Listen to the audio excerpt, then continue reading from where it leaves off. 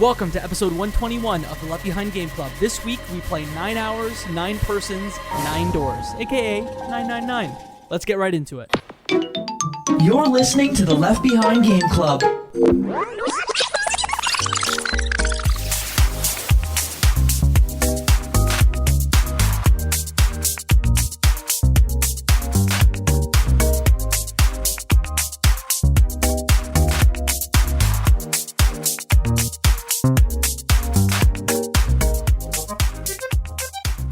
Welcome to the Left Behind Game Club, our never-ending attempt to make sure that no game is left behind. I'm your host, Jacob McCourt, and today I have two friends with me. The first friend, you know him, you love him. His name is Moe I am so nervous to find out how each of us got stabbed. And to describe in excruciating detail how she got stabbed in the game, we have friend of the show, special guest, content creator extraordinaire, streamer as well. It's CtrlAltNoob back for the second time. Welcome back. Woo, thank you. That is one hell of a welcome. Thank you very much. Of course. You can hear CtrlAltNoob on our Psychonaut show that came out in 2020. But if y'all haven't listened to that, CtrlAltNoob is a great content creator. Why don't you tell the folks at home what you do? Yeah, okay. I have a YouTube channel for Let's Plays and trying out different games. And then I also stream like 3 times a week. And that's kind of it. Your content is like fun, uplifting, funny.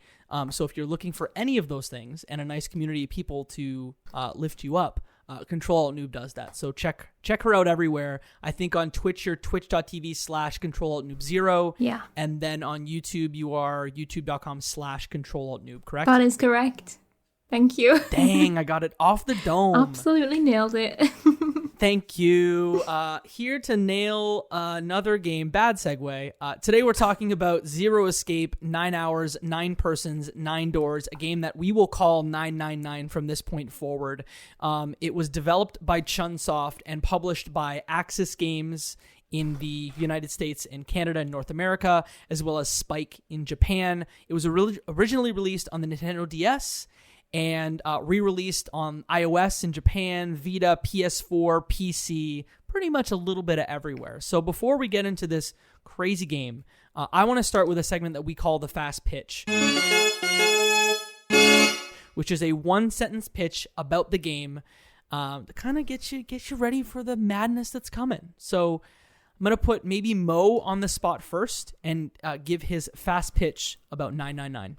Okay, yeah, I think 999 could be considered an escape room graphic novel with good anime caliber voice acting and storyline. That's my quick summary.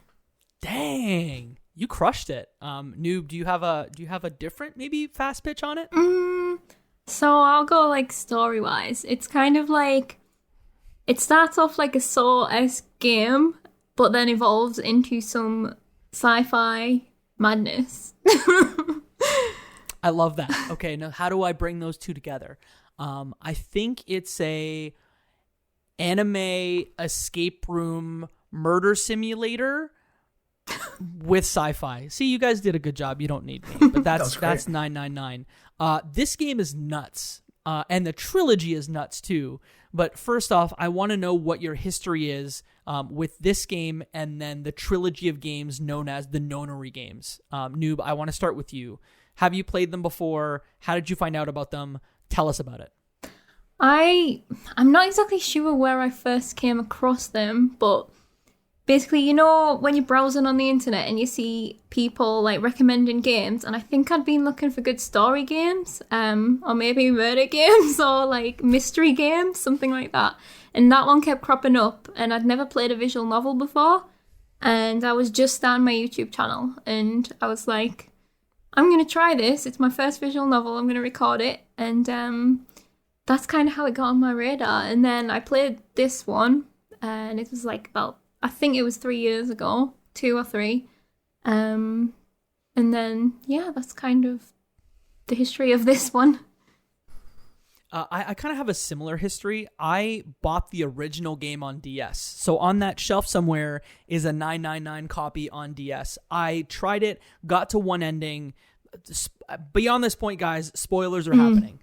I got to one ending and then I said, meh, I don't know about this, and then dropped it. And then while I was unemployed when the pandemic happened last year, I said, man, I'm going to give this game another try on PS4. So I bought the Nonary games on PS4. It's a bundle with the first and second game. Crushed the first game. Crushed the second game. Loved them. And right now, I'm playing Zero Time Dilemma, the third game. So, and I think, Noob, you're also either about to play it or playing it now, right? Just about to start, yeah. Okay. Can't wait. I'm 9 hours in. So like, we should talk later. Ooh. I'm excited. Mo, what's your history? What's your history with this one? It's very, very humble. I got a message from yourself, Jacob, and Noob on the Discord channel. They're like, hey, Mo, you want to play this anime game? And my jerk reaction was like, of course. And then I discovered it was like a visual novel, like a graphic novel style game. And I'm kind of hesitant because, Jacob, you know my play style. I kind of like interactive games, third-person adventures, first-person adventures, things like that. And it wasn't my cup of tea, if I can use that term. So I tried to install it, and here's my first little red wall that happened. You're like, you have to play this game called 999. You search 999 on Steam, almost nothing comes out. You get something that pops up that says Nonary, you see Zero Escape everywhere. So eventually, I think I had to send you guys a chat message. I'm like, I see something here called Zero Escape, the Nonary games. Is this it? Once I download it, I install it, I get a little blurb that pops up, and it says the 9 hours, 9 doors, 9 person thing. And finally, I was able to get through. So with my unnecessary struggle, which I'm sure no one else had to go through, that's my little backstory, coming in completely fresh, knowing it's just a graphic novel that a lot of people enjoy.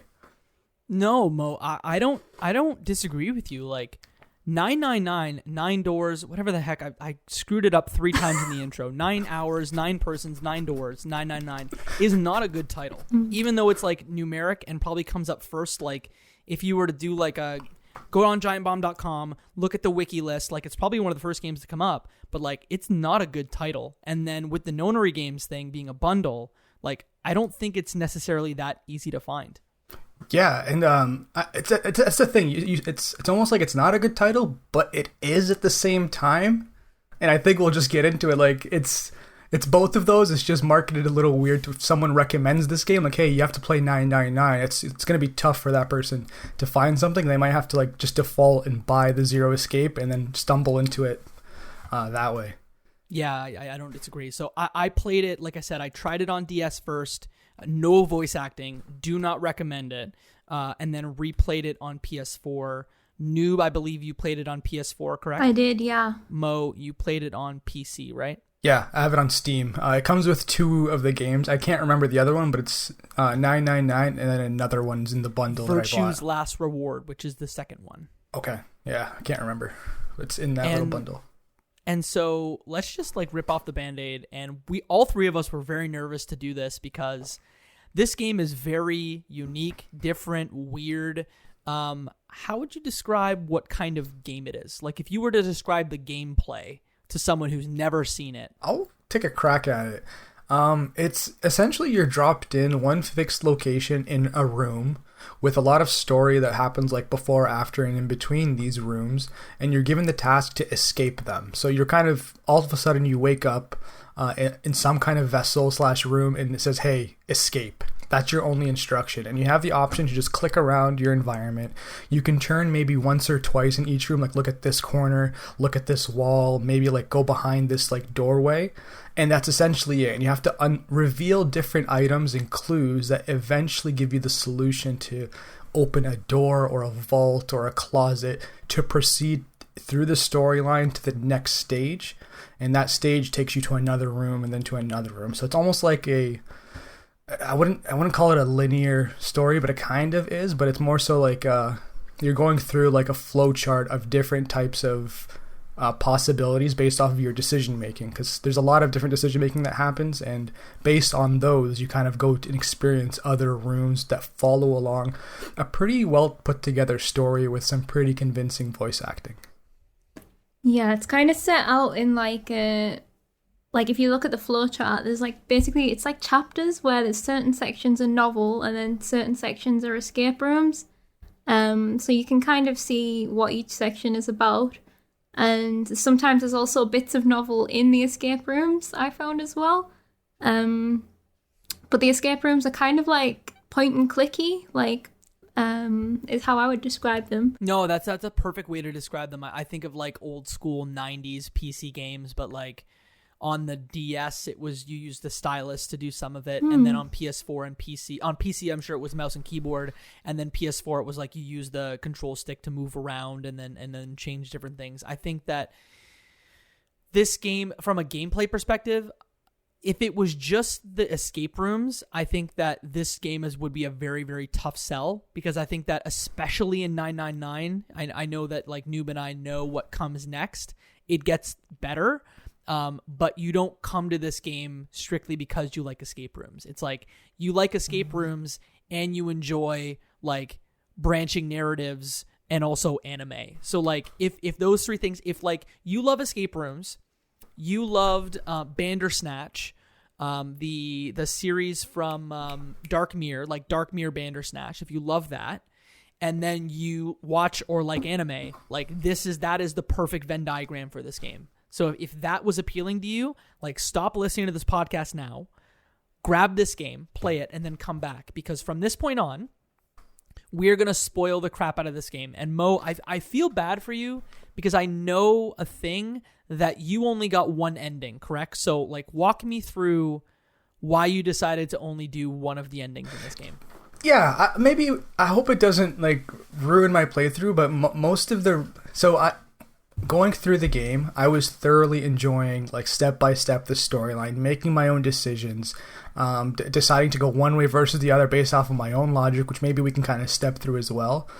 And when I got to my ending, I was almost like, I was annoyed more than anything. I was like, okay, what do I have to do now? I have to replay a certain like section. I understand there's going to be like future like story points and other things to go through, but in my head, I just kind of felt like, I don't know what the word is. It's essentially like, did I just waste my time? Like, can I just gotten like an okay ending, and then could I use those as like optional paths? Like, you know, in traditional adventure games, you'll have your main storyline, you'll get to the end, you'll wrap everything up, you'll be either angry, sad, or whatever the creator or designer intended. And then if you want to pursue certain other storylines, it's almost like that optional. I don't know if I did even go through and like see what possibly happened, if I even cared. If that kind of makes any sense. I enjoyed the mystery thriller, and I am almost content with not knowing who Zero is, because like I felt like in my playthrough, he won. He defeated me, and that was my takeaway, that, you know what, he got no matter how hard I tried, he got the best out of like me, and I'm like, okay, fair enough. Next game, maybe I'll go at it again and try to do a better route, but the replaying thing is something I really don't like doing in games, and I think I've only replayed a game like once before. Fair enough, as the TikTok would say. Mo, we're either going to convince you that you need to play the rest of the series, or you're going to bounce off. Because I don't think that there's it's a binary. It's like, are you going to get hooked after the first game? Because like, we're going to ruin it for you. But truly, like, I think that this game isn't as fun to play as the next ones. So that like, if we walk you through, give you the story, you might watch a YouTube video and go like, oh, snap. And then play the next game, because this game is, I think, total maybe like, correct me if I'm wrong, Noob here, but like I think it's 10 hours or less. Which game? Whereas this one 999. Oh, I don't actually know. Well, see, that Jacob, that's interesting because I'm kind of like excited to like talk about it to see if it's like worth playing, because I know there's other games in this series, and a lot of the time when I did get that ending, I felt like my ending was wrapped up very quickly, and everything kind of was all of a sudden, and I had so many like questions and like assumptions that I made already. And even with all of that wondering, I'm like, there was definitely something wrong with this one person or whatever, that other person. Part of me is like, I didn't get it. Like, whatever. Like, they didn't convince me enough. They just kind of said, oh, you died. Try this again. I'm like, no, I'm not trying it again. Like, dude, like, I don't want to be forced to kind of follow a specific, like, path. And the fact that it was very linear and you have to go through every single route to, like, get the end, I don't have that patience, I guess. Maybe modern games have numbed me to the point where I need continuous, like, stimulation, story progression, or even continued interest in the game. So I hope I'm able to maybe want to play the next ones, but at the same time, I'm 50-50 on the fence right now as to whether or not I'm going to keep going. I think that potentially, like, it's not very well advertised, or at least if you're not familiar with visual novels, that the fact that one ending isn't actually the end, so you will then go through the game again, but it's not the same part of the game. You're going through the different route, through the different rooms with different people, and not all of the endings contribute to the bigger story, but most of them do, and you can skip the text as well, so that anything you've seen before, it like skips forward. So like overall it's like quite well constructed, but when I was going back through my series just to like get a refresher today, I noticed that I like got my first ending and I was like so confused and I did not realize that you had to get all the endings. I thought it was going to be a way shorter series than it was, but then I actually went on to get like all of them, and I think it's going to blow your mind where it goes, like, because I don't think that you got most of what the story is about from one ending. I have pretty like guesses, and I did a quick like search before, but then I stopped it because I didn't want to continue it on. But when I messaged you guys that I actually finished the game, and you guys said, "Are you sure like you finished it?" You gave me like the spoiler tag thing. That's when I had to look into it to figure out, oh, there's more to play. But you're right. It's almost like there's no.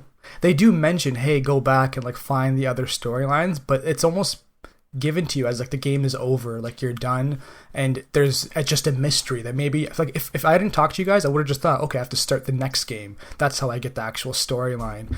But you're right. It's I don't know if it's really written out unless you hear about this game beforehand and someone gives you those instructions. The average person just shopping on Steam thinking this is interesting, I want to see if like maybe half of them continue playing or if maybe half of them don't and they think it's over and they think they've played this game already.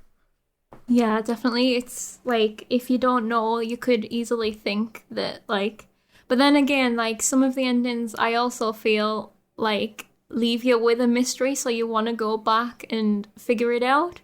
Depending on, again, your play style, I guess. Like if, like you said, if you're not like somebody who wants to replay something and you don't realize you're not actually replaying the same thing, it could be off-putting, but it's definitely designed in a way that all of the playthroughs are different, really.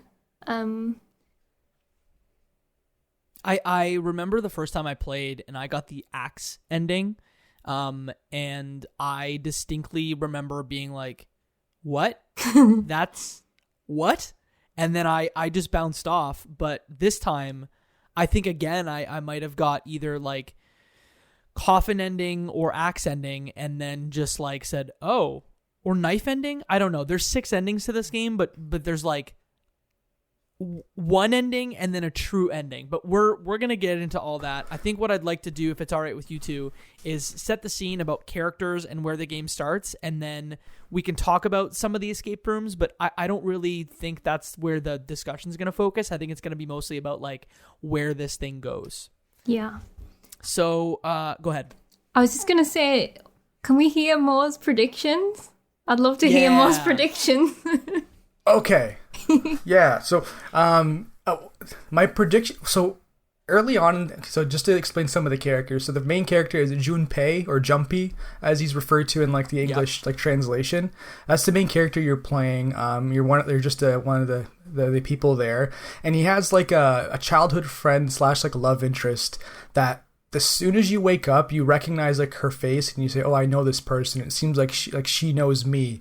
The second they made that like extra like paying attention like point, immediately I'm like, that is the villain. That is Zero, and there's no way it's anyone else, because throughout she kind of like is trying to get super close, and you're trying to get super close and obsessive, and I'm like, I'm gonna get stabbed in the back. This is typical anime storyline. You think the least expected person is gonna come stab you. So that was my first person that definitely on my red flag list, that there's an option to like deviate or separate.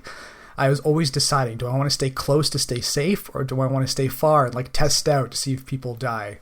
That was kind of where a lot of my decision making went. So that was my first little hesitation. Not bad. Really? Not bad. Okay. We're gonna have things to tell you. Okay, I have a few of them. Go for it. Keep I'm not going. okay. I'm definitely not. And they're all based off of like events that happen either in the game or if I deviated with someone and something happened, and just like my anime prejudice from like all the different like storylines I've seen, and I always think there's something like associated to another storyline. The other one, the blind guy, was he Snake Eyes? Snake, Snake was his name. Number one, Snake. Okay, so him. The fact that he was blind, this is another one of the characters that you meet. He's a blind individual who seems very smart and like is aware. He's given like braille instructions by Zero, who's essentially Jigsaw. He's the guy who understand has created these games to kind of torture us, kill us, or whatever it might be. When I found out he had a disability, one, I'm like, how do we know? Second of all, he has a sister, I guess, or a so-claimed sister who says, yeah, he is blind, so we have to accept that by default. If anything anime has taught me, you don't accept anything by default. There has to be like some kind of backstory, or like you need proof, because these are these little acceptances you kind of give, like, oh, he's blind, whatever. Those are usually the ones that kind of have a little bit of interest. So that was another one. But the biggest one, the one that like gave me the biggest red flag, was the big guy. The lion. Seven. He's the one. He's in one of my paths when you get to, I think, the cafeteria area or whatever it might be. He injects himself with something, and it's like he says it's medicine. He wants to stay back, and he's like, "You guys escape and come save me in the time." Even though I just had like a sequence that said there's no time to escape and like rescue someone. When that happened, part of me is like, he knows something and he's not telling like anyone. So that was my other suspicion that popped up. Is he the big character who lost his memory, or is he the big character with kind of the white hair? I always, for some reason, he looks like a lion to me. He's Is like it a big... Ace, the one who injected himself? It was Ace, number one. Number one, yeah. It wasn't the former police officer, if you're asking that. Like, it wasn't him. He seemed to me fairly, like, I didn't have too many suspicions by him, but now I'm kind of wondering if maybe he is Zero just because I had no suspicions and that's how anime works. But anyways, so for him, he got past my radar and I didn't think anything of it, but Ace, for sure, I feel like something was wrong. And my last final, like, semi-predictions before I got my endings was before I got my sub ending, I got one of the submarine ones. There was a moment when you split up with another group of 3, and the second you open the doorway, you see 3 of them dead on the ground. Anime rules tell me, how do you know they're dead? You see blood, how do you know they're dead? So all of them became targets for me. Something is going on between all of them. But June, what's her name? The Junpei's like love interest? June.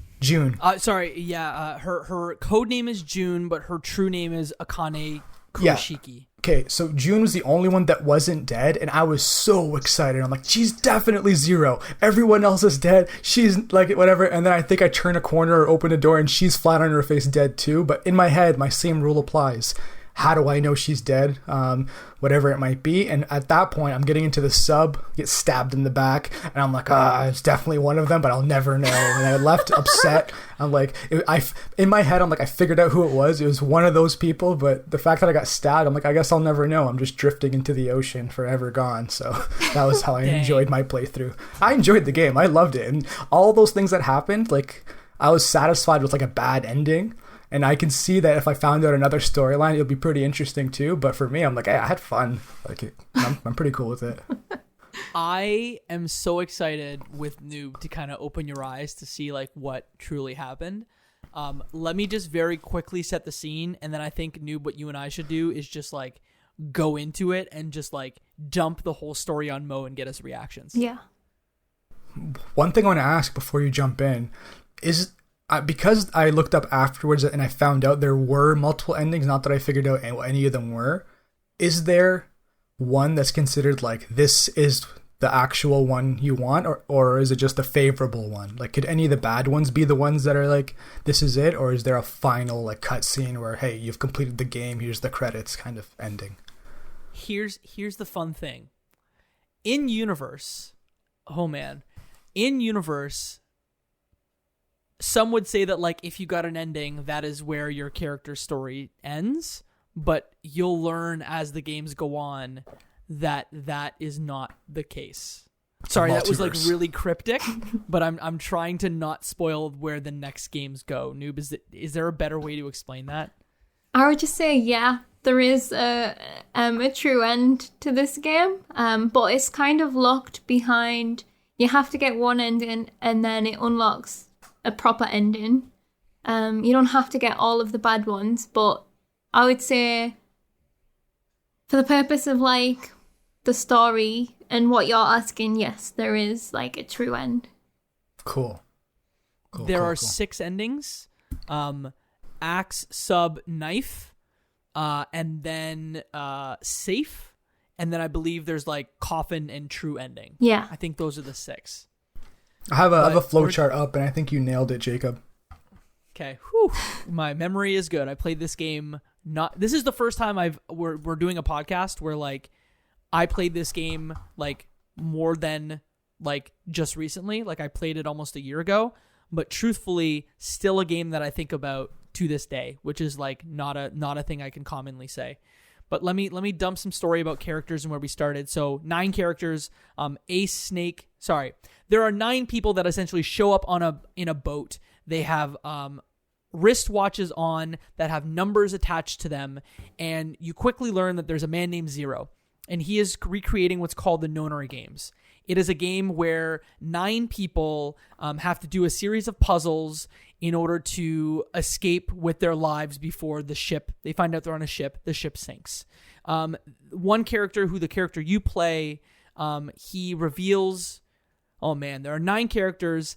And then one of them, you say her name, but very quickly everyone's like, I don't know any of you. Why don't we all use code names instead of our real names? Because this situation is totally messed up and I don't want to know your real names. So 9 people, all with a different number. Ace is 1, Snake is 2, Santa 3, Clover 4. Clover and Snake are siblings. Junpei 5, June, her real name you find out is Akane. She's a childhood friend. She's 6. A man named 7. 8 is Lotus, and then 9 doesn't get a name because really quickly he blows himself up. Essentially, you are told that in order to go through the Nonary games, you have to use your bracelet to create what is called what's the root? The digital root. And essentially what that means is you add your bracelets together.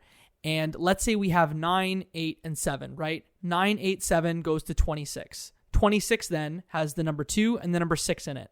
You add those numbers together and that gives you 8. That means you can go through the number 8 door. So if you have a number 4 door and 5 door in front of you, you have to do a combination of 3 to 5 people to make it through that door. The problem is once you activate that door and go through it, if you don't go through it, you die.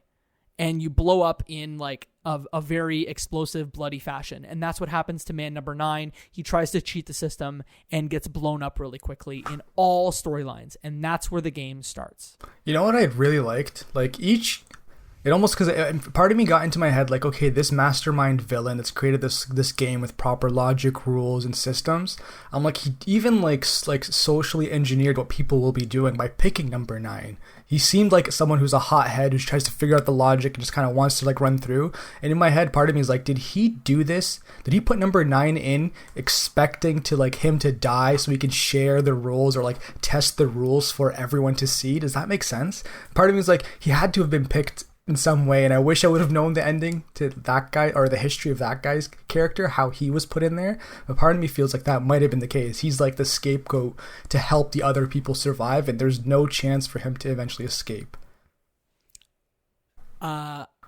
Maybe Noob can help fill this in, but Mo, you do find out about that man. And I think what we do from here is, without like going through and talking about every single storyline, I think we'll talk about the main storyline and then some of the like plots that come off of that, because we could literally be here for 3 hours to tell you the plot on it. But that plot essentially is that 4 men, oh my God, are we going to do this? We're going to do this. There's a company called Cradle Pharmaceuticals, right? And that company was doing a trial for the last Nonary games. 9 years. So 9 years before, man, we're oh my God. We're already starting. Okay, so 9 years before the Nonary games that you're in. So this game takes place in 2027. 9 years prior, they did a test with 2 sets of 9 children. It was run by Cradle Pharmaceuticals because they were trying to figure out if children could speak to each other telepathically. Okay, we'll get into what that means in a minute, but the trial was run by 4 people. One of them in your party. One of them is the 9th man. And then 2 other people that you discover later. Makes sense. Did I do an okay job there, Noob? This game is a mind. Yeah, that's the kind of end game things that you learn, isn't it? Like before you even start thinking about that, you've got to go through the actual like game, which is. Hold on a second. Where do you even start with this game? Well, like it's like you start and you have 2 options, right? Go through the 5 door or go through the 4 door. Yeah, okay? yeah. And then once you do that, they all go to like the hospital room where you have a series of, I think, 4 doors in front of you. And based on the way you tackle those doors, that then leads you to an ending, or it leads you to more doors that get you towards the final ending. Yeah. Is that a fair assessment of it? Yeah, definitely. It's you face like with your first choice when you get to the first doors of either going through one or the other, and you don't know what's going to lie beyond. But then it turns out that on the other side you meet up with everybody again and can regroup and choose new people to go through the doors. But there's also drama happens between that. And yeah, you're right. These choices of which door you go down decides which ending you get. I feel like it's easier to get a bad ending. I would say, based on what I've been reading today about what are the actual things that you have to do to qualify for a good ending. Like, I think you're meant to get a bad ending first. Or I don't know if that's true, but we all certainly did. So. I think we all must have got different bad endings to start with because I got the knife one. So, I think if you're listening to this show and you're like, what the heck are they talking about? And you still haven't hit pause, do yourself a favor, either play the game or Google 999 flowchart. And what you'll see in front of you is the flowchart of the entire game, where to start, you have 2 choices. Am I going to go through door 4 or 5? That filters you to 3 new doors, door 3, 7, 8. And essentially all that means is like within those doors, there's a different puzzle room that you have to achieve with a different set of people that make up a digital route, basically adding the numbers together and then adding like the 2 numbers to make it. It just, each time you're going through a different door with a different set of people, and on the outside of that door, once you make it through, typically there are consequences that happen. Either people are dead, people have gotten sick, people have disappeared, or things have happened within the boat. One thing I didn't mention is that you have like essentially, I think it's 8 hours to get out of this boat before it sinks and you die. It's 9 hours. It's not. Of course, it's 9. Of course.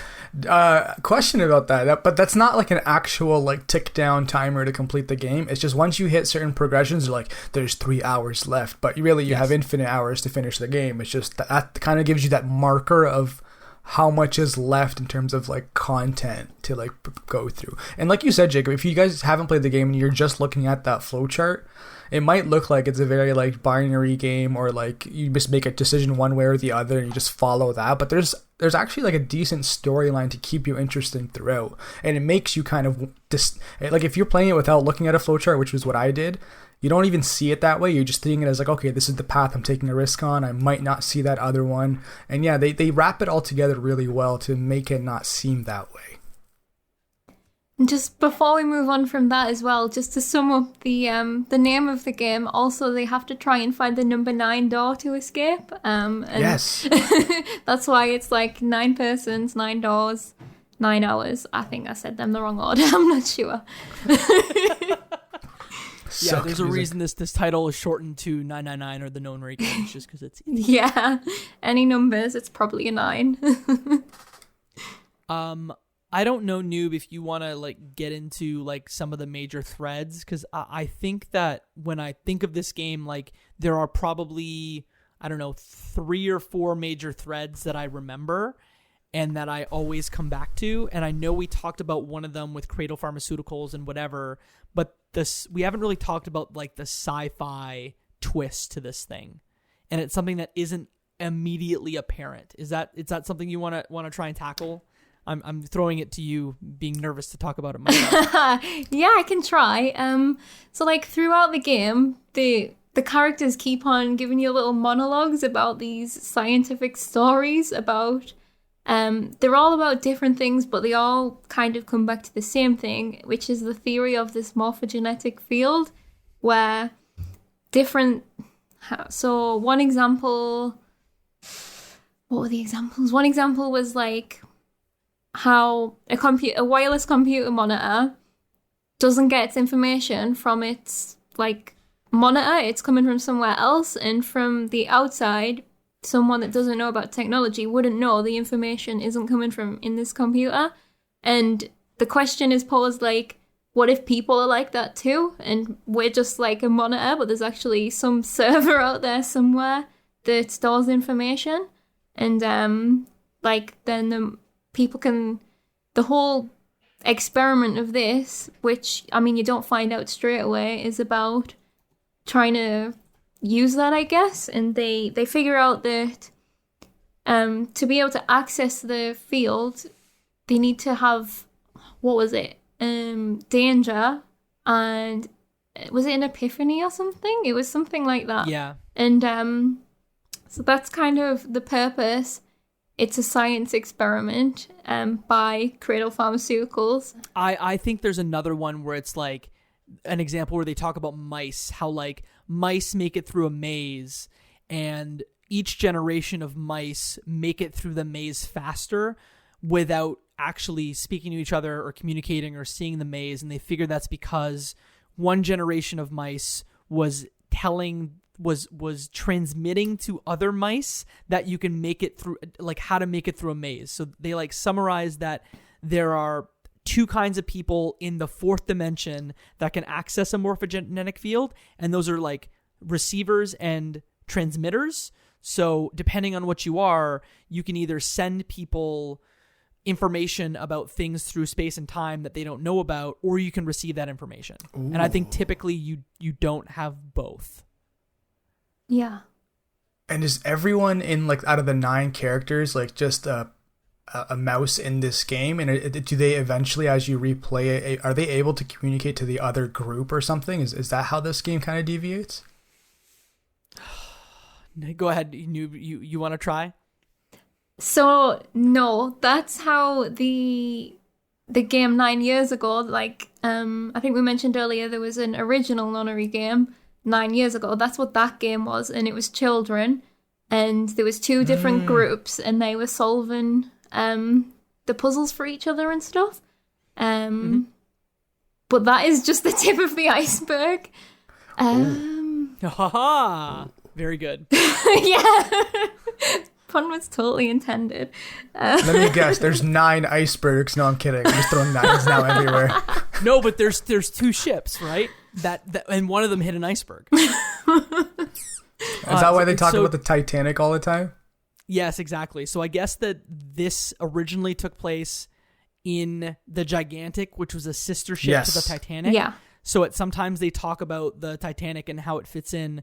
One thing I want to just double down on what Noob had said about the original Nonary games is that the children were a pair of 9 siblings, or so 9 pairs of siblings, and each of them, I believe, was able to access the field, but some of them were transmitters and some of them were receivers. In each pair of sibling, there was one. The problem was, now we're just going to go, Akane Kurashiki, who is June in this game, was part of that original experiment. Okay? And she was put, one of the facilities was a ship, and then one of them was like a facility, or were they 2 facilities in Nevada? Either way, she was put in the wrong group. So instead of being a transmitter, she was a receiver, and she was put in a situation where like she needed to receive information and she actually couldn't because she wasn't that. So she put herself in trouble and I believe died in the original experiment. Shoot. Akane died in the original experiment. Or did she? Or did she? She's a robot. Mo's just like, what? She's a robot. What? She's definitely a robot. She is Zero. I'm convinced. I win. I win the Nonary games. So that's like one major thread, the morphogenetic kind of sci-fi piece to it. We talked a little bit about the Cradle Pharmaceutical stuff, but they were in charge of that original Nonary game because they were trying to figure out and monetize, I assume, like telepathy between human beings. And the Gentaro Honku, I believe, was the CEO of Cradle Pharmaceuticals, and guess what? He is actually in the Nonary games, and he is your friend Ace. Oh, so, look at this Ace guy. I knew it. Is the CEO who created the original Nonary games experiment. He looked kind of wealthy. He had a pretty nice little haircut. He had a nice little jacket. And he liked to inject himself with some kind of liquid. All makes sense now. Here's the fun part, though. He is not responsible for this Nonary games. Oh, interesting. He is not the mastermind behind this one. Okay. See, this is why I love like anime in general. You think you know, and then they're like, no, you don't. Sit down, breathe. Like, stop thinking. We've already overthought for you. Just enjoy the experience. I'm already sold. I kind of regret not continuing on now. Well, like, we're going to keep going, but honestly, like, the second game, and like, we're not going to spoil it, but Noob, tell me your thoughts on the second game. I think the second game goes even farther and is even more nuts. Yeah, the second game, like, everything that I don't like about this game, it fixes that and does everything that was good better. And as far as sci-fi goes, yeah, it's like quite mind-melting and amazing. I really, really, really like the second game. I feel like this is one that you should go through to make the next one better. Not go through, that sounds bad. But like, it really enhances the experience of the next one. But it is just better in every way, in my opinion. Not to deviate again, but so with you saying that, like, for someone to go through it, do they have to really like follow this flowchart, or is there like a natural way where the game continuously tells them keep going, and then finally it says, okay, you're done the game? Like, how would someone know that they've gotten all of the storyline and that final, true, perfect ending that the designer wanted us to get to? Yeah, I had to use a walkthrough. I did not figure it out myself. Yeah, I did as many. So I think the natural way to do it is do your own blind playthrough. Do your own blind through again, like using the different options. Then go back halfway to get down the third option that you haven't done. And then Google the requirements to get the last two.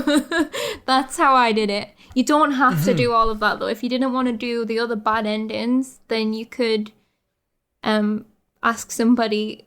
Like, I could tell you exactly what you needed to get. I've got it written down here because I couldn't remember. But I found it too hard to figure out myself.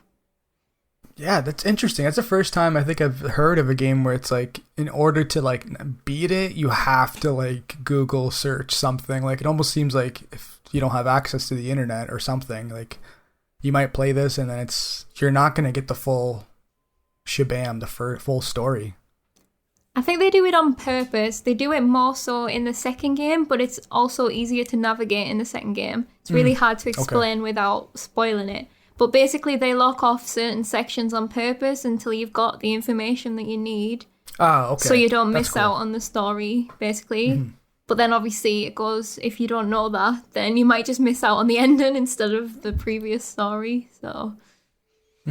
Yeah, I think if you look at the flowchart, and I think Noob kind of alluded to this, like, you can find the ending you need first, but then you have to follow another path entirely, and you can actually get to almost the ending on your first playthrough, but you will get stopped, and they'll basically be like, "Hey, you need to play more of this to understand it." Yeah, and it's kind of got a story reason too. Like, it does make sense within the universe of the game. So it's not just like a game feature; it does actually make sense. Yeah, and Mo, I I think that what you're gonna probably do after this is like watch somebody talk about the ending. I think that this game sets the stage, as you said, for the second game. And if you like what we're talking about, the second game is better in every way. And so if this intrigues you, like I would say like maybe watch the end or play through it even though you kind of know where it's going so you can experience the second and third game that I'm playing right now. Well, I see. That's the thing, Jacob. I actually probably will be playing through the like two endings, the one like fake one to unlock the final one actually through it, because the storyline was great. I just was like kind of annoyed that like I didn't get the final one, and I thought I'd have to step through every single possible permutation. And I if that was the case, I don't know if I'd even go back for that. But the fact that there's maybe one or two, and knowing the storyline dives as deep as it does, and I feel like even with us talking about it so far, I don't feel like the story is spoiled. I like how they kind of connect everything in between. The pharmaceutical aspect, that's really interesting, and I know there's probably so much I'll pick up just from the voice acting. And I did enjoy the puzzles as like, they weren't simple, but like they kind of require a little bit of thought. They weren't just like, hey, drop a block in a toilet, jump 3 times. There's some kind of cool storyline to it. So I probably will be going through like step by step before we play that next one already based off of what we've talked about.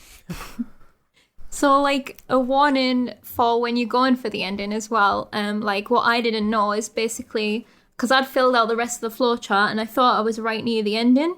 But then when you get there and when it's unlocked, it opens like a bit more, it opens a few more blocks underneath, and it's like, it was a couple more hours or something.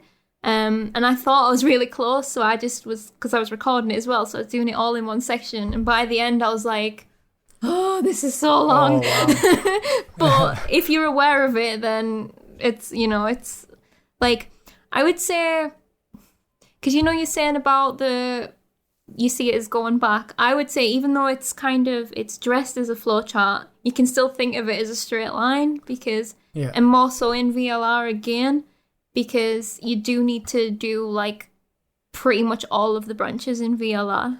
But also I think you will want to in VLR because there's a twist in it that's really cool. Gotcha. Yeah, and VLR is the second game, Virtue's Last Reward, and there are 3 of them. This game was, interestingly enough, a commercial failure in Japan. They brought it over to the United States, and that's when the game started to be successful. They greenlit a second game. That came out in 2012, Virtue's Last Reward. And then they, Spike Chunsoft, like, canned the second one, and people were, like, up in arms about, like, this was meant to be a trilogy. You've left the story completely like up in the air. What do we do? And we ended up getting Zero Time Dilemma, which is the third game that just came out in 2016 that both Noob and I'm 9 hours in. She is about to get into. And I hope that we'll get to talk about on this show. We are like already a lot of time in. And I think what I want to do is I'd love to... there is no way in a 90-minute podcast at the most that we are ever going to cover all of the nonsense in this game. But I think what I'd love to try and do is sew the threads to getting us towards the end. So I don't know, Noob, do you want to try? Do you want me to try to kind of like push us towards the end? Or is there any major threads that we need to cover before we get to the end?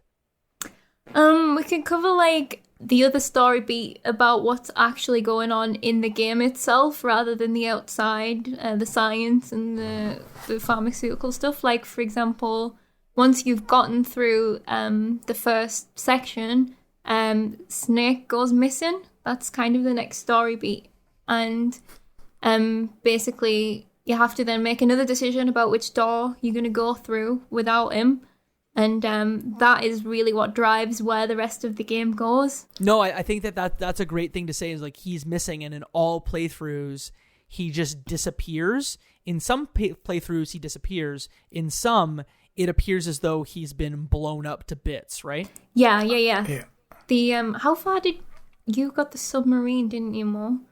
So, yeah, I saw him disappearing, and his sister became like really sad and like I needed like always time to like kind of think about it. And then eventually I believe I found his remains. Yeah. So I got to that stage. I wish I would have been able to like mark off which one of the submarine endings, or maybe I did get the knife ending. What's the knife ending? Because I did get stabbed in the back, but I saw a submarine. There's I assumed. Sorry, there's only one submarine ending, but okay. So that wasn't the knife ending. You went down. You know, on the flow chart, there's like one branch that goes off on its own. That's the one that you went down. I believe so, because a lot of the times when like the character suggested, do you want to go here or go like against the grain kind of, yeah. I said, you know what, let me just kind of go with the flow, like see what the storyline, even though some of the options were blatant, like they literally said, do you want to go against the people and do this? And I was like, I'm gonna get stabbed, my leg's gonna get chopped off. I started getting memories of Saw, the movies. I'm like, I don't want to die right now, I'm so tense.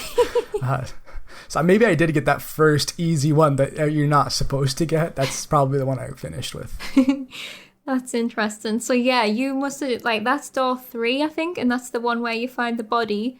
But if you don't go down there, then you do another escape room, and then everybody links back up at the other side, and other people have found the body, right? So, and then you find more doors. Clover gets sad because she thinks her brother's blown up and more things happen. I don't know how much to say now.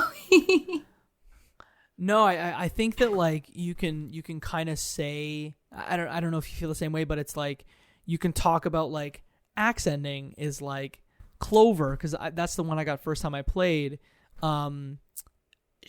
Clover decides to like start killing people because of her brother being dead, and so she kills Santa, she kills Seven, she kills June, what? And then she kills you. Yeah. This little girl just starts like murdering people. Yeah. Okay, that's a good thing. Maybe we should go through those endings. So is it just be purely because of like her being upset that her brother is gone? Because she made one comment earlier where I was like, he would not leave me alone. That's not something he would do. And that kind of connected. I'm like, okay, then he definitely was murdered, or she did it. But like part of me, I was like, if she is actually like sad, then definitely something is wrong, and he was like murdered by someone else on the ship because he's blind, and that's when they figured it out. He died right after. We will tell you what happens, but he does not die. Axe ending is like Clover goes on a rampage. Knife ending is that Ace starts killing people. Oh, okay. And then submarine ending, I believe, is also Ace killing people. Sorry, go ahead, Noob. No, it's all right. Yeah, so the knife ending's the one that I got first. It doesn't reveal really anything. Basically, you go down the elevator, and because you're looking for somebody, and then the doors open, and Lotus is just dead on the floor in front of you, covered in blood. And you're like shocked and looking at her body, and then you just get stabbed from behind, and then like he's trying to turn around, but he can't, and then he just dies. He sees the killer, but it doesn't like register, and it doesn't tell you, and you're like, tell me, and then they just walk off, and you're like, who was it? Do you ever find out, or no, in that ending who killed you? Yeah, that one was Ace. Yeah. So that's knife. We talked about Axe, and then submarine is you find a sub in a storage room, but then again Ace murders you in the back. Yeah, everybody is dead, but I think you were right, Mo. One person was not dead, and one person was pretending. And then comes up and stabs you in the back again. Yeah, but I feel like it's not even a guess, because like everyone was just laying there, and just like just watching movies before, there's always someone faking it. There's always someone who's trying to like stand to make it seem like what happened is not the case, and that's the only really prediction I had. I wouldn't say I called him out specifically. It was just the injection that kind of threw me off, and the fact that he was like, come save me, and you can tell he understood that no one was going to save him, but he believed that option. I don't know.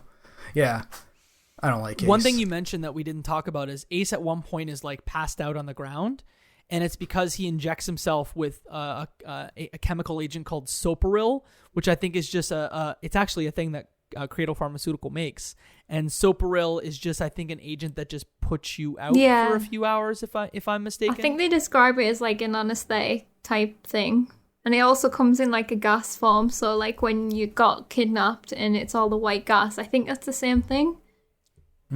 Yeah, I believe so. But you slowly find out like whose who's in on it rather. Okay. And so we've talked about Ace. He's the CEO of the company. He's culpable. He's the one that did the trials years ago. You find out then about Santa and about his identity, because he is a person that is actually Akane Kuroshiki's brother. So you find that out. 7 has lost his memory and can't remember a single thing. In one of the endings, his memory gets jogged, and he remembers that he was a police officer. Yes, I got that. Discovered you discovered that. Yeah, I got that part. What did you remember from that? We're kind of in like the basement area, and we're trying to figure out like how to escape. We find like there's different cells, and they kind of all look the same, look like almost like jail cells. And he just all of a sudden kind of like snaps into something. He's like, I've been here before, or like, I know what this was. And it was him. He was thrown in prison, I believe. I can't remember like vividly exactly, but it was something along the lines that he was a police officer trying to investigate like what was going on.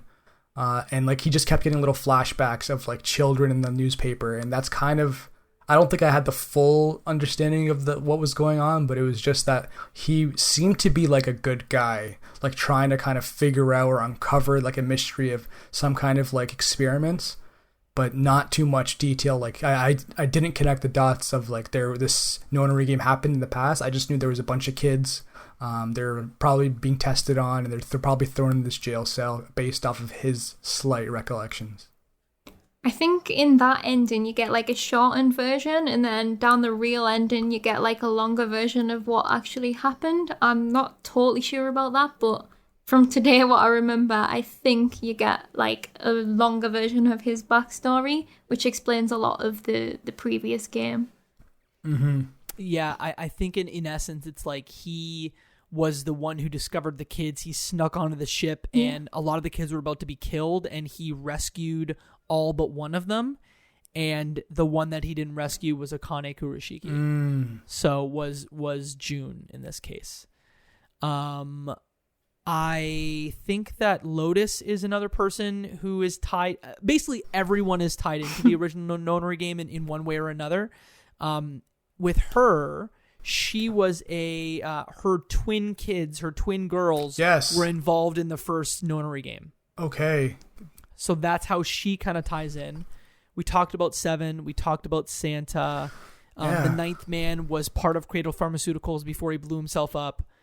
And then Snake Brother. Yeah, I think we kind of covered everybody. Yeah, I think even like what's his name? Is it 7, the big guy? Sorry if I'm asking again, but he even mentioned in the shortened like part that they mentioned in my playthrough, like he even says like, I met your kids, and he's saying that to Lotus, and she's like, what do you mean you met my kids? They've been gone. And they kind of have that quick little, and I just kind of dismissed it. I'm like, okay, it's something that's going to happen. But then again, the game wrapped up so quickly. I'm like, all right, I'll never know. But now I guess I'll figure it out.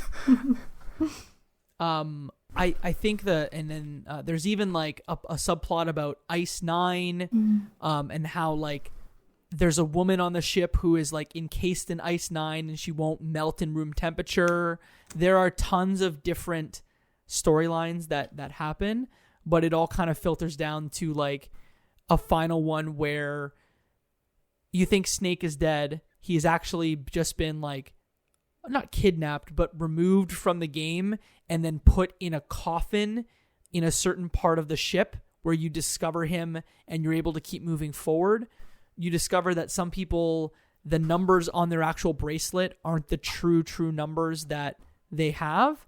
And then you're kind of filtered towards the end where like you're put in a situation where you have to, you're in an incinerator in the end of the game. Oh, and you essentially, yeah. It all ends with like, hey, there's the final 9 door, and then here's a Sudoku puzzle that you have to solve in this incinerator before you burn alive. Nice. This is circa Metal Gear Solid, and he's like in the radiator, just dragging across. Sorry, we've been talking about Metal Gear Solid in our Discord server. That kind of was implanted in now. Yeah, and I guess at that point, and like Noob, I don't know how you feel, but I think I have to rip the Band-Aid off and like talk about the big thing. Yeah, the big thing is that the whole purpose for all of this second Nonary game was so that your character could be in a position to be at this, Sudoku puzzle that you could solve in the incinerator so that you as a transmitter could transmit the answer to young, what is her name? Young, Akane Kurashiki, so that in one timeline, she could solve it and survive. Oh my gosh. So all of that hassle, all of those storylines just to solve another small little puzzle that's probably in a part of a bigger puzzle. That's cool though. That's kind of fun. And just think, like, she in another timeline. So in this universe, like, imagine that some of the timelines just happen through space and time, right? So in this timeline, she actually, she survived and became Zero, so she could help herself in a timeline where she didn't make it out of the ship. How wild it, like, I'm not even doing it justice. No, I'm totally following. Like, there's some animes I'm watching right now which play with time and like it's one thing happening, and can you go back and alter that another path, or does it deviate and create an alternative path? So I'm all in. I didn't know it was actually going to be diving into that kind of storyline, because those are some of the stories I thoroughly enjoy, because it kind of makes you think, like, can you really like change what happened in the past, or can you change what's going to happen in the future? And it's always tricky to kind of figure out. Essentially, it's a flow chart. Time and space is just flow charts, and you don't have all the options, and you're kind of trying to figure out which ones are in what and what's affecting what. Kind of cool. Did I do it justice, Noob? Did I miss any like major threads that like need to be covered? I think there was like another part of it where there was kind of a reveal, and it's really important also to remember that this was originally on the DS, and it actually uses the DS as a thing. So like, actually throughout the game, you can play the game on novel mode or adventure mode, and on novel mode it gives you a lot more description and it's different. On adventure mode it's more just like the characters and the images and stuff. But on the DS, the novel mode was always on the top screen, I think. Adventure mode was always on the bottom. And then later on you get a reveal that actually, basically novel mode is Akane telling the story through Junpei's eyes. And so basically what happens is that you discover that they kind of helped each other solve the puzzles, I guess. And when you get to the end puzzle, what happens is, like, I think on the DS you have to turn it upside down so that the puzzle is now on the top, because I think I've got that backwards, but it plays with one character is on one screen, one character is on the other, which you can't get on PC or on PS4. But it was like a major thing for the game, using the DS. But like, the part of the reveal of that is that all along it's been Akane been there too. Gotcha. Kind of she's experiencing it in the past, and you're experiencing it in the now. But so everything that she's seen through Junpei's eyes, she can now then go on to create to make sure that she survives within the next 9 years. Does that make sense? So here's the thing. It totally makes sense, but our brains are just throbbing right now. I wish that I had a picture of what you guys look like right now. No, I can definitely see it. You're saying like the timeline like of Junpei right now, and what he's going through is actually that same state is the state that Akane was in back 9 years ago, and she's relying on the results of it to survive the next 9 years to get to where she was there. And maybe when they connected eyes, there was that little bit of like this, like, space-time was connected. It's like, I know you from somewhere, but where? It's like, because you're looking at yourself right now doing something, and you can't really realize that, hey, Akane, looking through Junpei's eyes, looking at Akane, is now looking at herself in a mirror, and it's like the timeline's just having a little bit of a hiccup to say, like, hey, you know yourself because you're yourself right now. And that flipping of the DS feature that you mentioned, I think is super cool. I love when like game platforms use like physical outside elements, whether it's rumble or twisting or turning, to incorporate itself in a storyline. And it kind of makes sense, like you're flipping the universe on top of itself, and there's a little bit of weirdness, and they execute it pretty well that way.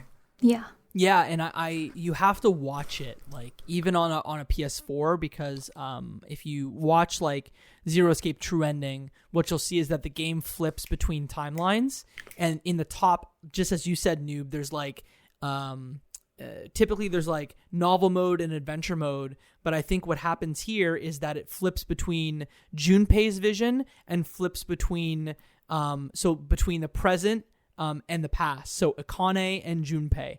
It is like a total mind meld. And you mentioned something before we started between you and I that like it takes like danger. It takes two things to essentially be an Esper, and it takes like epiphany and danger. And so he could have never transmitted anything to her had he not been in a situation where he was about to be burned alive. So like it was the perfect element of like her recreating everything and then putting him in danger, having that moment of epiphany to be able to help her in the past. And again, some people might listen to this and go like, guys, you're like totally missing it. And even between like Noob and I'm like, I think all of these timelines happen, and Noob's actually like, no, I think that like this one it's like a linear timeline. So these conversations, and I think in your series, Noob, and sorry to bounce all over the place, but even you would spend so much time just like sitting there with your Twitch chat and just being like, what is this? What is going on? What is your interpretation of that? And that's what I love about games. Yeah, it's so like, it's so good that you can like, I'm kind of shocked that we've had different opinions, like not different opinions, but different interpretations about it. And like, I love that so much. Do you want to go first, Mo? Because I've got another point to add on, but it's a bit different. Oh, sure, yeah. So, like, you guys talking about the different, like, I guess reviews or, like, the opinions on the game. That's one of the reasons why I love, like, really great storytelling in a lot of these, like, anime shows. And, like, this game in particular, that, like, they're so complex. There's so many things that stick to people that don't stick to others. Like, the whole space-time, like, connection thing, I thoroughly love diving into because it's not, like, exact, like, fact, exactly what's happened. Your brain has to do a little bit of, like, gymnastic to kind of understand it. And it's only based off of maybe things that you've experienced. Like if you've never had to play around with the thought of like parallel universes or the multiverse, it's something that like your brain has never really thought of before. This storyline might just completely go over your head and you might understand it a different way, but that's the game itself. That's the way you understand it, and it doesn't take anything less from it. And I love these discussions when we talk about these kind of games because it's not the traditional, hey, like, find this element, light the torch on fire. Okay, now you saved the princess. Like, there's more complex, and the joy is the gymnastic that's happening in your head to kind of understand them. I think based on everything you've said, you actually might really love VLR. Seriously. Like, if, like, we'll see how you go with this, but if you want, like, I feel like I want to give you a briefing to make sure that like you're gonna enjoy it to the max because like don't be intimidated by the branches. They are necessary, but it makes all the sense. But no, I'm in. Oh sweet, I think you're really gonna like it. But no, what I was gonna say was like, did you notice throughout the game like June keeps burning up and getting fainting and getting like, you know, feverish, and that's because anytime you go down the wrong path, she's gonna burn to death when she's a kid. So what? I forgot about that. That's so cool. Yeah. So that's how you kind of know. Your faces again. Sorry. Yeah, it's just this game just like keeps paying off, and truly, like there are even like. I'm actually going to bring up a question here. It comes in from I Am Links. They ask, what is your favorite twist or ending, or what twist ending got you the most? I want to bring up one thing we haven't even talked about, and it's how Ace has a condition called prosopagnosia, I think is what it's called. So essentially, he can't recognize faces. So there's one point where like he's unveiling his secret plan or like reveals who he is, and you end up tricking him into thinking someone is somebody else. And that's when you discover that like he can't actually recognize faces. And the reason why he killed some specific people, why he killed one person in one of the playthroughs, is because that person was dressed up in someone else's clothes. So he just like straight up murdered them because he couldn't recognize their face. It is a small detail that only fits into some of the endings, but that's the kind of care and wild BS that you get with this game. Yeah. How do you write this stuff? Like, it's so complex. Like, it's awesome. This is like talented writing, and I thoroughly enjoy this kind of stuff. It's a good question. Like, not only is the story so like well written and bizarre, but it works. But also then the maths side of it, like how did they even figure all this out as well? Yeah. Like I have no idea, because that comes back into it too. Like you kind of mentioned it earlier, and there's no point in going too far into it. But like even the way they've worked out, like the maths isn't even exactly how it seems with the digital root stuff and stuff like that. And like now I'm like, I don't want to spoil everything for Moe. Like, no, it's okay. There's a thing about the number 9 door as well. It's like, again, not what it seems. What I was going to say is like, even on that, like there's one path where one of the characters, you find out that the number on their wristwatch is actually not the number that, so it says one number, but it's actually a different number. Mm-hmm. And they were actually taking one person with them. I think it was Santa and Clover. And essentially Santa was taking one character with them through all of the doors, because that combination of numbers made it so that anyone else who was with the group would essentially, anyone else that was with the group would essentially make the number the right door. So like, let's say, this is a really bad example, but like if there was 2 people and they were going to the 4 door, their combination plus the person would give 4, but that person by themselves would also give them 4. Cool. So like, is that kind of what you were getting at? That's a bad explanation. Yeah, no, I know exactly what you mean. It's June and Santa, and basically their bracelets, like Santa's 3, June 6, that equals 9. But they're not what they say, like, oh God, maybe is she, one of them's 9 and one of them's 0 or something like that, and it adds up. I don't remember exactly now, but they always go through the rooms together, because they can add a 9 to any combination. Yeah, add a 9 to something doesn't change the digital root or something like that. Yeah, that's it. Yeah. Cool.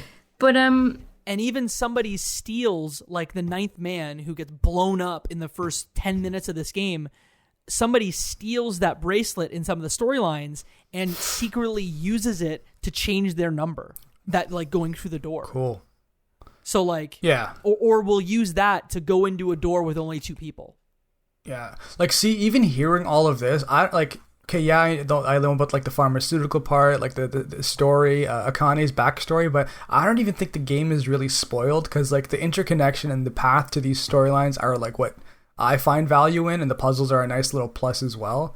So like, even you guys talking about it, I don't feel like I've played the game yet. I have to like go back and do it again, and even then I feel like I probably wouldn't have played the game. It's the discussion with everyone that kind of explains it all and spoils it, but you have to like play it to be able to spoil it, kind of. And we've talked for like 90 minutes, and we've not even talked about any of the 16 escape room puzzles that you can do. Yeah. Like we talked about the first one, but like there are ones in a casino, like a casino on a ship. There's one where it's like in a hospital where there's these really creepy like surgical dolls that you have to like switch their legs and arms to make their weights the same. Like some of the puzzles are very forgettable, but other ones will stick with you, either because of the cool thing you had to do, or because the surgical doll scares the crap out of you and you thought about it for 2 days after you played the game. Yeah. I think they were good difficulty as well. They weren't like too difficult. I know I had to look at a walkthrough for the very first puzzle because I couldn't find one of the items, but generally I think most of them were like doable by yourself, which I appreciated a lot. That was one thing that was different in VLR, was that I found the puzzles more difficult. Yeah, I'm the same way. Like I probably looked up like, I don't know, 4 or 5 of them in VLR just because I could not. Yeah. My dense brain wouldn't figure it out, and I'm maybe like 8 or 9 puzzle rooms into the third game, and I just the same thing where there were probably 2 or 3 where I'm like, I'm too dumb for this. Like, I can't figure it out. Please help me, internet. Oh. I get that. What I would love to do with y'all before we close is this game does a lot of cool stuff, but one thing we haven't talked about is that the writer of the game actually took into consideration what's called an enneagram. So if y'all haven't heard of enneagram, it's like a personality test, but it essentially gives you a number between 1 and 9, and based on those numbers, it also gives you kind of your general personality traits. Beyond that, each of the 9 characters in this game was based on one of the personality traits from this test, Cool. which is just like absolutely obscene. So what I'd love to do is I asked you guys to tell me what your enneagrams were, or take an enneagram test before we did this. So I'd love to kind of close the show with y'all letting me know what your test results were, and then we're gonna talk about like what your kind of test came out to, but also what character you're closest to in 999.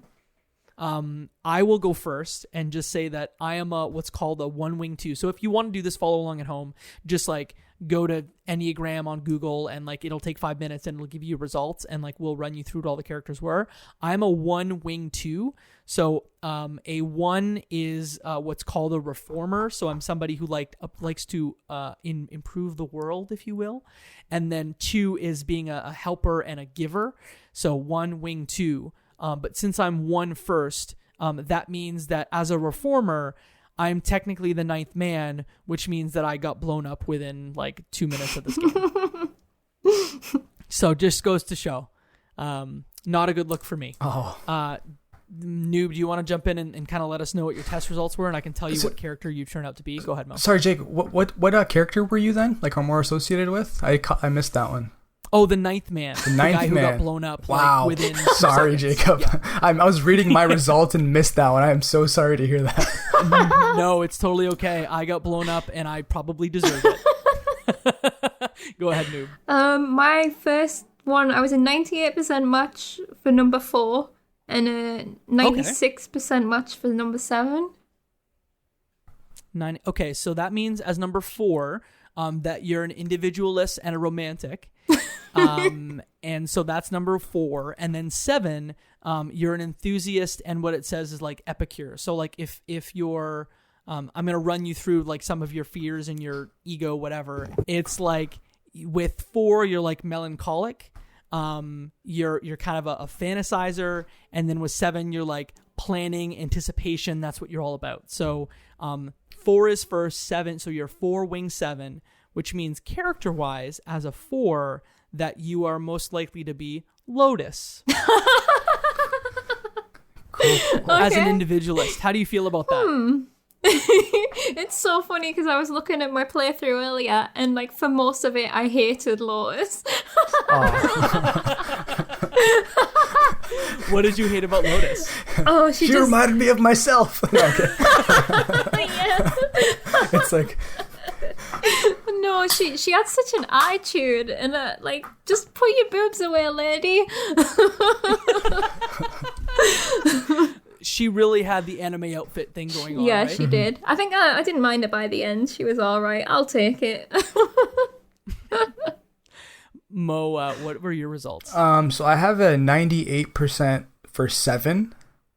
And then, okay. But then I have like a close, a 5, 96% 5. So like 98 and 96%. So 7 wing 5 is how you kind of were calling it? Yeah, exactly. So like Noob, you're kind of an enthusiast, you're a planner. That is kind of your 7. And then you said 5. You're an investigator, an observer. You're maybe a little stingy, but at the same time, you're like very transparent. Yes, absolutely. So if you're 7 wing 4, that means I'm going to say you're like 7. As an enthusiast, 7, you are Santa. Oh. So you are Zero's assistant. Yeah. AKA a big planner, somebody who helped this whole thing happen. The evil scientist behind the scenes. Kind of how I am for the podcast. The evil scientist. So I got blown up. Noob, you escaped and maybe scantily clad, and Mo, you I did the blowing up. Planning murderer. You're like, come to my murder party. Yeah. So I am Jigsaw is what we're coming down to. Well, thank you for indulging me in that fun little game. That was fun. What Yeah, I'd thank like you. to ask before we close is, do you have anything else you want to say about 999? Let's ensure I get the name right of this stupid game. 9 hours, 9 persons, 9 doors. Noob, why don't we start with you and give us your final take here? Okay. I think, like, it's not a perfect game by any stretch. Like, I remember when I was playing it, I was ready for it to be done, but again, not in a bad way. It was just the first visual novel I'd really ever played, and it's very exposition heavy. They will just talk for like a long time. It's not very well paced, I found. I'm sorry to go on all the negatives, but I will end with positives. Those are super Agreed. fair, yeah. Full agree. I'm doing like the min-max thing from cutscenes. So yeah, I think exposition heavy and not very well paced, which is they completely fix in VLR. And like, as for the good stuff, just like the mystery, I think it's fun with the twists and turns. Like, I was having theories as I was playing, and like some of them were just so wrong. And like the knife ending that I got, to answer Lynx's question as well, was like, that was my most memorable, even though all this other stuff happened, my most memorable moment was my first ending, the knife ending, because it just came out of the blue, and like we were just dead, and it was described so like vividly, and I was reading it out loud for YouTube as well, and the music started kicking in, and I was like, oh my god, what's happening? And then we were dead, and I was like, this is really cool, and I need to jump straight back in. But yeah, just I recommend playing the true ending, and playing this before you play VLR. I think is quite important, or at least knowing most of the story. But yeah, like, positive experience all around. Just really, really liked it, and I like it more the more I talk about it with people as well. So yeah. Yeah, I'm like in the same boat as you. I agreed with every single negative you had of like, this game is slow at times, very exposition heavy. The remaster of 999, even on PS4, like, isn't a super fun game. If you play it for like, so if you buy the bundle for PC and PS4, you're gonna get both games, yeah. Right?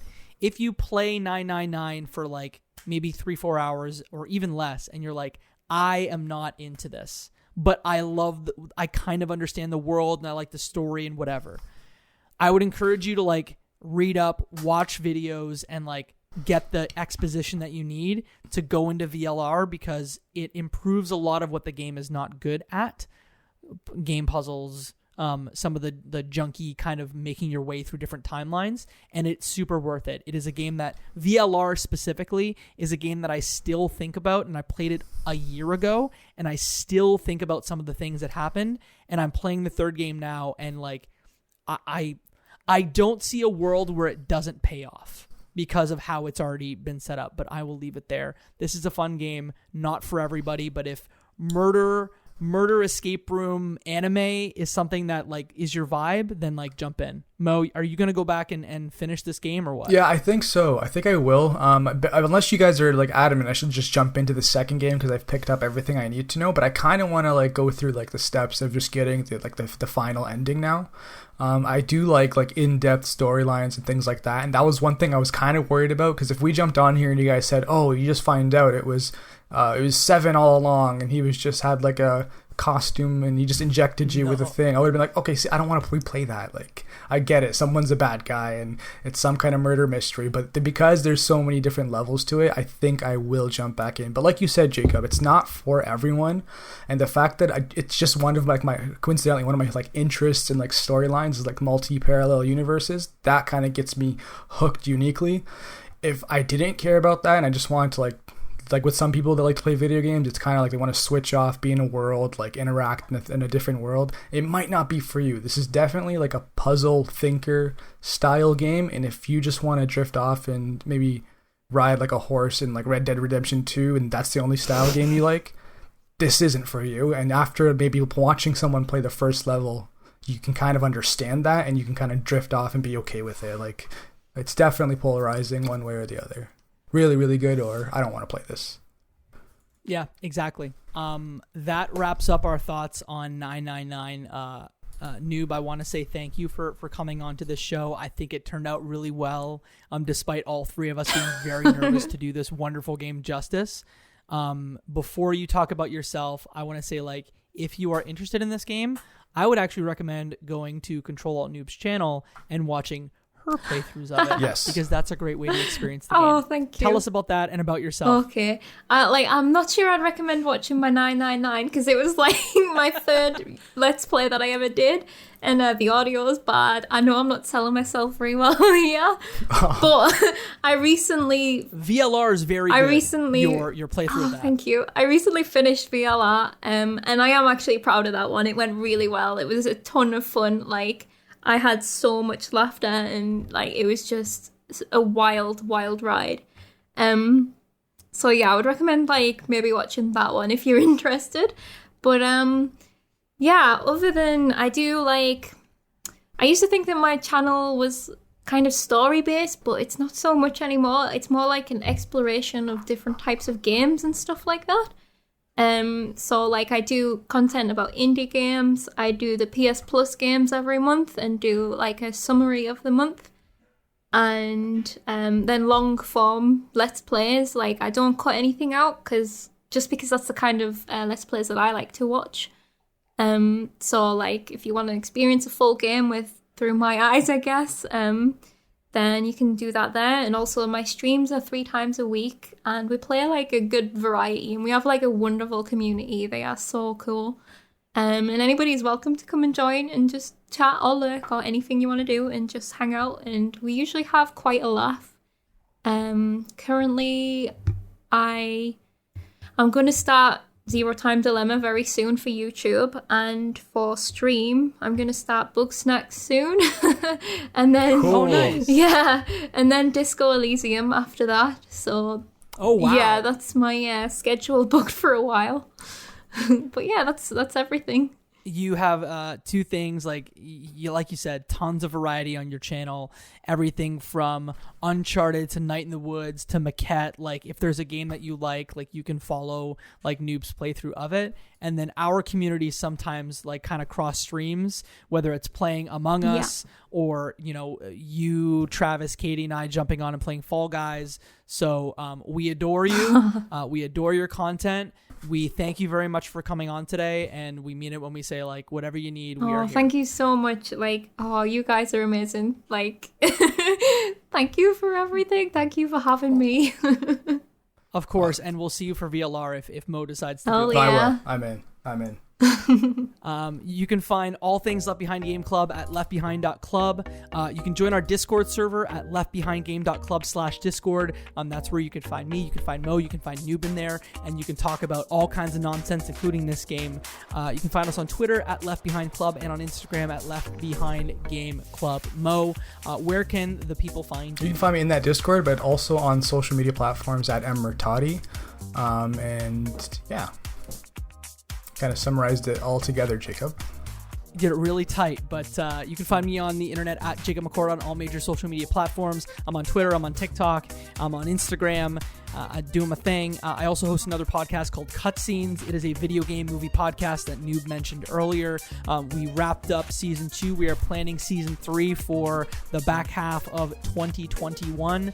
So if you like movies, please check that out, cutscenes.ca and all major podcasting platforms. Michael's not here, Mo, but please take us home. I gotta clear my throat. Shout out Michael Ruffalo. And that, my friends, is one less game left behind.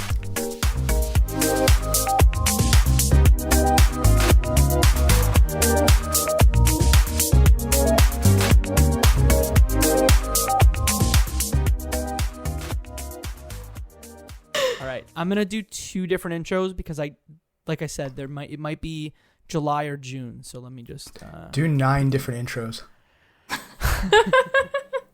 Oh, I see what you did there. That's cute. I'm tough on her. And then if that's not it, then it'll be 124.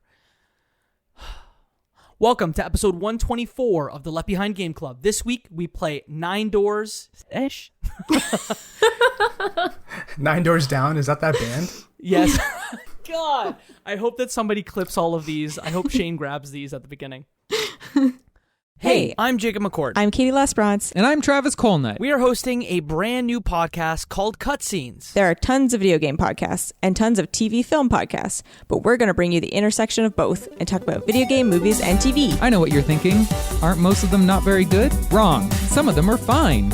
and we're going to tell you all about them. Make sure to subscribe on your podcasting platform of choice, follow us on Twitter at cutscenes_pod, and most importantly, give us a listen.